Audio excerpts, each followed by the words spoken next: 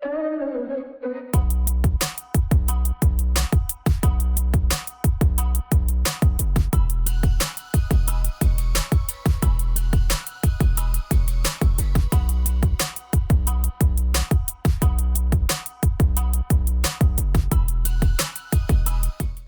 நான் உங்கள் யஷ்வந்த் குமார். இன்னைக்கு நம்ம சேனலில் ஒரு ஈஸியான ப்ரான் கறி செய்கிறது எப்படின்னு பார்க்க போகிறோம்.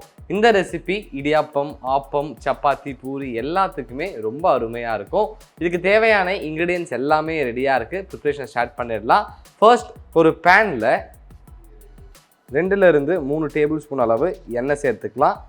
எண்ணெய் லேசாக சூடு ஆனதன் பிறகு 2 to 3 வெங்காயத்தை நறுக்கி சேர்த்துக்கிறேன். கூடவே 2 to 3 தக்காளி நறுக்கி சேர்த்துக்கோங்க. அடுத்து ஒரு 6 to 7 பல் அளவு பூண்டும் சேர்த்துக்கிறேன். மீடியம் ஃப்ளேமில் வச்சு அடுத்து ஒரு 6 to 7 நிமிடம் நல்லா வதக்கிக்கலாம்.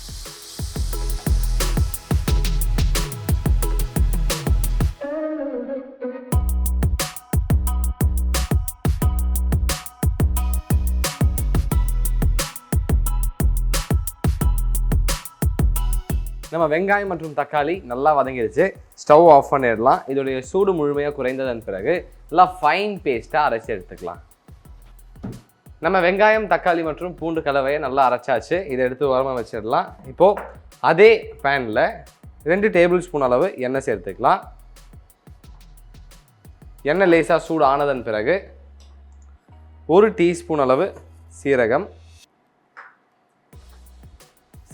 இந்த மாதிரி நல்லா பொரிந்ததன் பிறகு 2 to 3 இனுக்கு அளவு கருவேப்பிலை சேர்த்துக்கிறேன். கருவேப்பிலையில் இருக்கக்கூடிய நல்ல மனம் வெளியே வரும்போது நம்ம நல்லா ஃபைன் பேஸ்ட்டாக அரைத்து வச்சுருந்த வெங்காயம் மற்றும் தக்காளி கலவையை சேர்த்து ஒரு முறை நல்லா கிளறி விட்டுக்கலாம்.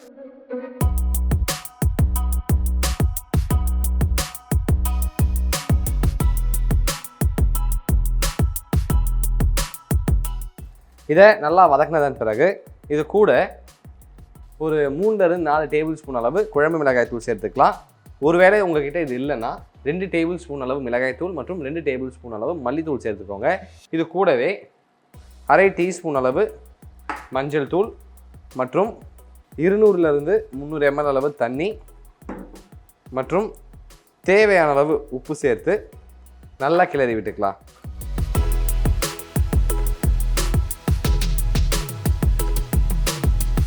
இதை நல்லா மிக்ஸ் பண்ணதன் பிறகு இதில் இருக்கக்கூடிய பச்சை மணம் போகிறதுக்காக மீடியம் ஃப்ளேமில் வச்சு அடுத்து ஒரு 10 to 15 நிமிடம் மூடி போட்டு நல்லா கொதிக்க விடலாம்.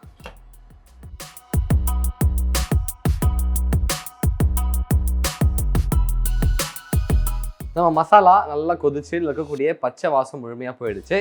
இந்த நேரத்தில் 250 கிராம் அளவு இறாலை வாஷ் பண்ணி இதில் சேர்த்துக்கலாம்.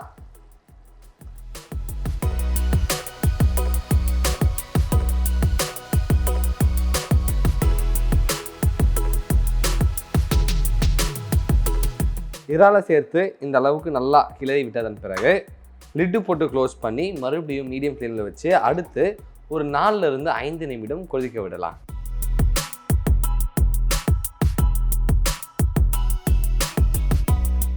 நம்ம ப்ரான் கறி ரெடி ஆகிடுச்சு. ஸ்டவ் ஆஃப் பண்ணிடலாம். இப்போது இதை எடுத்து அழகாக ஒரு பவுலில் போர்ஷன் பண்ணிக்கலாம்.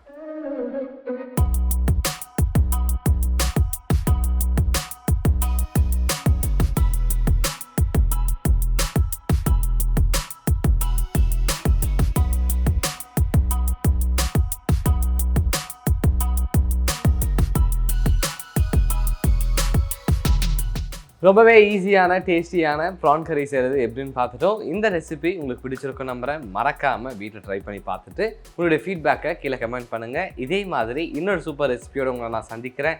Until then bye from Yashwant.